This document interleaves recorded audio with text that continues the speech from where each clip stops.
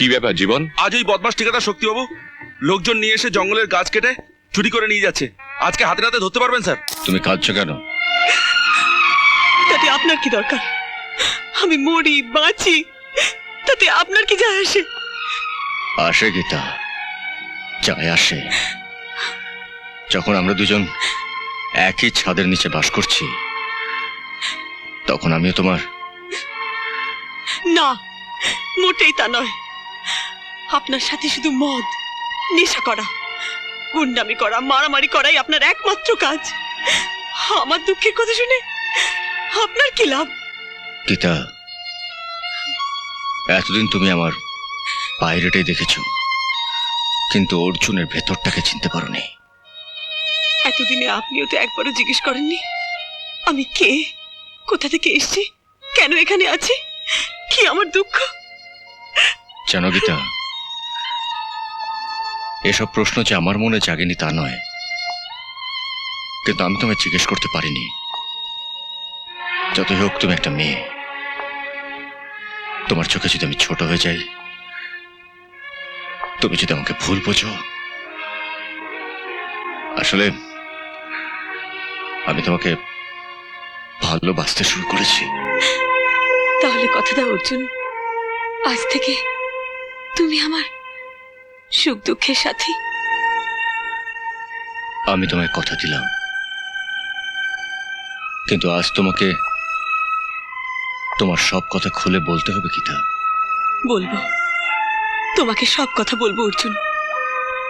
আমার স্বামীর হত্যাকারীকে আইনের সাহায্যে শাস্তি দিতে পারলাম না, টাকা ন্যায়ের চোখকে অন্ধ করে দিয়েছে। কে তোমার স্বামীর হত্যাকারী? বিরাট বড় বিজনেসম্যান রঞ্জিত চৌধুরীর ছেলে শক্তি। শক্তি? নামটা খুব চেনা চেনা লাগছে। আজ আদালতের রায়, সে নিরপরাধী বলে ছাড়া পেয়ে গেল। আমি আমার স্বামীর হত্যার বদলা নিতে পারলাম না। আমি হেরে গেলাম অর্জুন, আমি হেরে গেলাম। না গীতা, তোমার চোখে জল মানে না। আইনের হাত থেকে শক্তি বেঁচে গেলেও অর্জুনের হাত থেকে শক্তি বাঁচতে পারবে না। তুমি আমাকে একদিন জিজ্ঞেস করেছিলে না আমি চুল খোলা রাখি কেন? আমি প্রতিজ্ঞা করেছিলাম যেদিন আমার স্বামীর হত্যার বদলা নিতে পারবো সেদিন চুল বাঁধবো। জানো অর্জুন, সেদিন ছিল আমাদের ফুলশয্যার রাত। আমি আর আমার স্বামী মনোজ কত খুশি ছিলাম। কি ব্যাপার জীবন, এত রাতে? স্যার, আজ ওই বদমাস ঠিকাদার শক্তিবাবু লোকজন নিয়ে এসে জঙ্গলের গাছ কেটে চুরি করে নিয়ে যাচ্ছে। আজকে হাতে নাতে ধরতে পারবেন স্যার? ঠিক আছে, তুমি ওখানে গিয়ে নজর রাখো, আমি আসছি।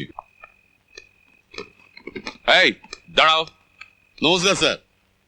কার হুকুমে তোমরা জঙ্গলের কাঠ চুরি করে নিয়ে যাচ্ছ?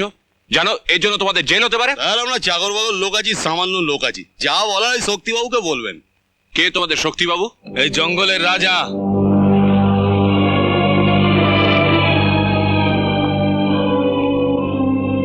না, তুমি একজন সামান্য ঠিকাদার। সরকারি জঙ্গলের আইন কানুন তুমি ভাঙতে পারো না।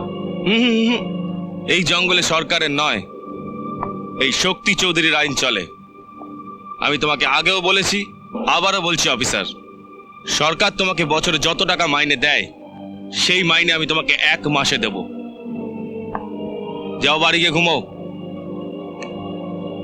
মিস্টার শক্তি, মনোজ মিত্রকে যে সহজে টাকা দিয়ে কেনা যায় না তা তুমি ভালো করেই জানো।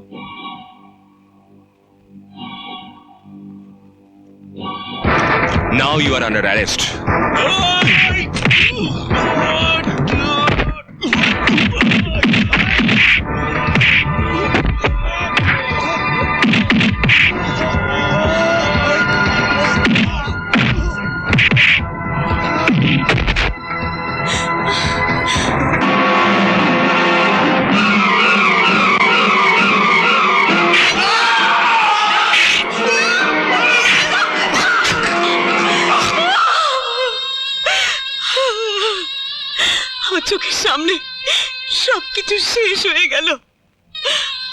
আর আজ আদালতেও আমি হেরে গেলাম।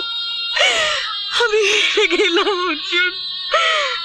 মানুষের আদালতে তুমি হেরে গেছো গীতা, কিন্তু ভগবানের আদালতে নয়। আজ অর্জুনের হাত থেকে শক্তিকে কেউ বাঁচাতে পারবে না। ওর মৃত্যুর ঘন্টা বেজে গেছে।